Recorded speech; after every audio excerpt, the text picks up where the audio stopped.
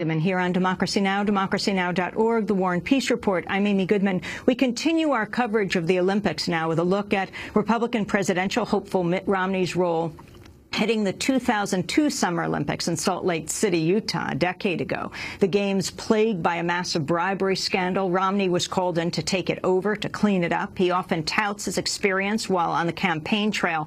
This is an excerpt of a newly released ad by the pro-Romney super PAC Restore Our Future. It's set to run in 11 states and features Olympic gold medalist Kristi Yamaguchi. As an athlete, you're training your whole life for that one moment at the Olympics. But America's Winter Olympics were mired in scandal and deficits. They turned to Mitt Romney. He faced a $400 million budget deficit and turned that around to a $100 million surplus. Well, there's another side to Romney's Olympic record, as longtime investigative reporter Wayne Barrett reveals in a new series of articles. Romney was brought in to resolve the 2002 ethics crisis, but he may have violated the new ethics rules he put in place. Today, Mitt Romney continues to accept campaign contributions from many key figures tied to the bribery scandal, including Utah businessman D. Fraser Bullock, who is featured in the pro-Romney ad we just played. For more, we're going to Wayne Barrett, the investigative journalist.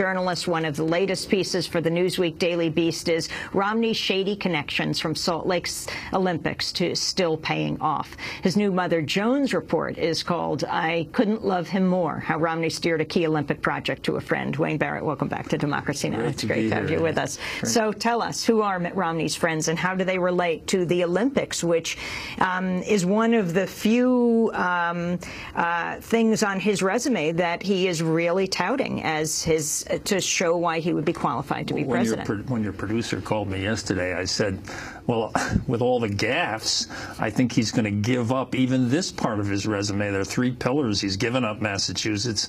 Bain has been taken away from him. So the last thing on the resume is the Salt Lake Olympics. And I thought he embarrassed himself. He got a gold for gaffes in London, and he embarrassed himself so badly I didn't think he'd be stressing this. And voila, a few hours after I talked with your producer, they put up this ad. So he's got a very weakened resume.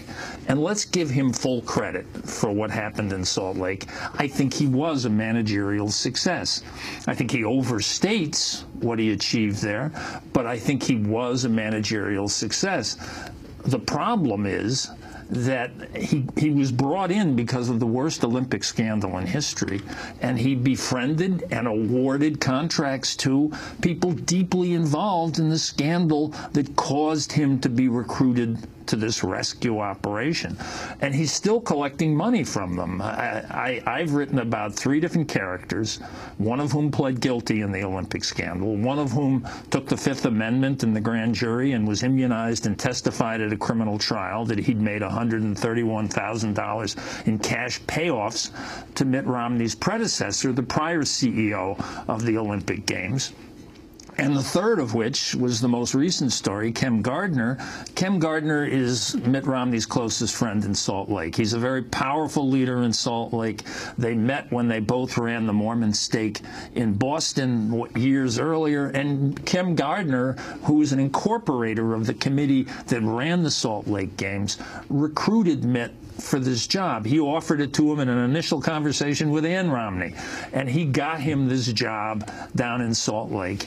And he is, Mitt Romney's son, Josh, until last year, was working for Chem Gardner. He's extraordinarily close to the family.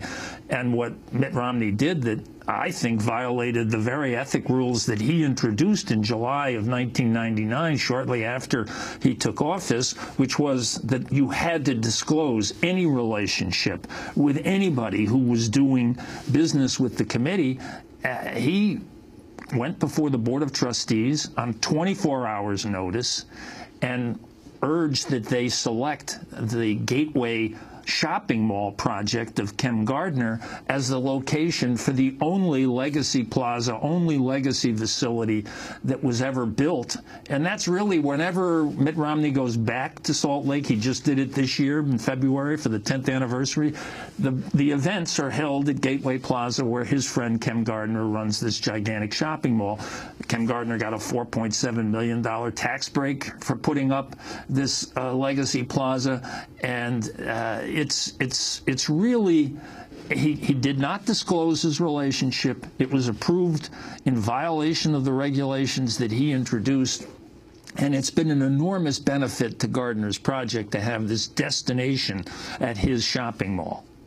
I want to play a clip of Mitt Romney in February when he took a break from the presidential campaign trail to return to Salt Lake City to celebrate the 10th anniversary of the 2002 Winter Games.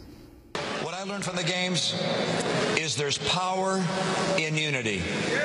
We came together as a group of people, not caring about who got credit, but caring about putting on the best games in the history of sport. And you did, and I will always be proudest of having been part of the Salt Lake organizing committee for the Olympic Winter Games. One of the people joining Romney on the stage in February was, yes, Fraser Bullock, who served as the game's chief operating officer, and talk more about who he is in relationship to both Romney then and now. Well, he was the indispensable man at Romney's side. Romney recruited him. They had worked together at Bain. He's another Bain character. And he comes in and handles all the books and ledgers and finances. And when Romney leaves shortly after the games to run for governor of Massachusetts, he took over and was CEO until the books were closed down at the end of 2002. He was at Romney's side. I quote people in the story about Fraser Bullock as saying you would never have a Mitt Romney. This was the governor's representative on the board. You would never have had a Mitt Romney without a Fraser Bullock. They're that indispensably tied together. So Fraser Bullock and his family and his business associates, at the time that I wrote this, and they may have given more since, gave almost $800,000 to Mitt Romney's campaign. The people I have written about in these three stories have collectively given over $2 million to the Romney campaign, including Seed Dezdarevic, who's the ticket broker involved in the London Games. He got his first exclusive contract from Mitt Romney, and he was the one who made the $131,000 in cash payoffs, and Fraser Bullock has become Seed Dezdarevic's partner in JetSport and CoSport, which are the two companies that are screwing up the Olympics right now. And Bullock is the only minority investor. All the other stock is held by the Dezdarevic family. And Bullock runs this Bain-like private equity firm in Utah. And virtually all of the partners and investors and even the companies that they service have made contributions to Mitt Romney. It's an orchestrated circle. And explain more for those who aren't familiar with the corruption scandal of that time. Well, the corruption scandal was the worst in the history of the Olympics. Everyone acknowledged that. And $1.1 million in favors were delivered by the Salt Lake Organizing Committee to members of the IOC, the International Olympic Committee, that were selecting the site. These favors were clearly designed to try to influence their votes. One of the people I've written about, David Simmons, and his family, and they've given another $500,000. David Simmons pled guilty to having given a fake job to the son of the vice chair of the IOC at his communications company, his radio company. It was partly an immigration scam, it was partly a tax scam, but it was a totally fraudulent job that was given to the son of an IOC member. Chem Gardner, for example, while he was never directly implicated in the crimes, he was the head of Intermountain, and he was the chairman of the board of Intermountain Healthcare, and was designated back in those years when he wasn't chairman as the one that interfaced with the Olympic Committee.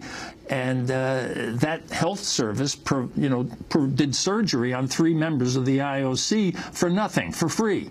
So these are the kinds of favors that were done over a whole period of time here in the lead up to the selection of Salt Lake as the site for the 2002 Games. Very quickly, what question should Romney be forced to answer about the 2002 Olympics, and what about Lake Michigan? Well, the key question, which the mainstream media seems to be just saying, well, we're going along with the Bain critique, but we're just going to let the Olympic thing sit there as a credit. And the key question is, why is he taking all this money from people who were implicated in the very scandal that brought him there? Why is he taking all this money? What's the nature of his relationship with these folks that corrupted the games? And I wrote a piece for the Daily Beast that came out on Sunday about the other another part of his career that's ignored, which is he spent 10 years as a business consultant before he created Bain Capital. 7 of those were at Bain & Company and 2.5 at Boston Consulting Group. And I looked at 2 of his clients that were consulting clients that happened to pollute the lake where he first kissed Ann Romney. And you found? I found that in both of these cases, and one of them is Monsanto, which I think is a company that belongs on the list of the worst corporations in the country, in the history of the country. One of them was Monsanto, and PCBs supplied in the hydraulic fluids that were used to drive the die casting machines at Outboard Marine, which was the largest boat engine manufacturer in the United States at the time, has since been acquired, by the way, by a company controlled by Bain Capital. But Outboard dumped 1.1 to 1.7 million PCBs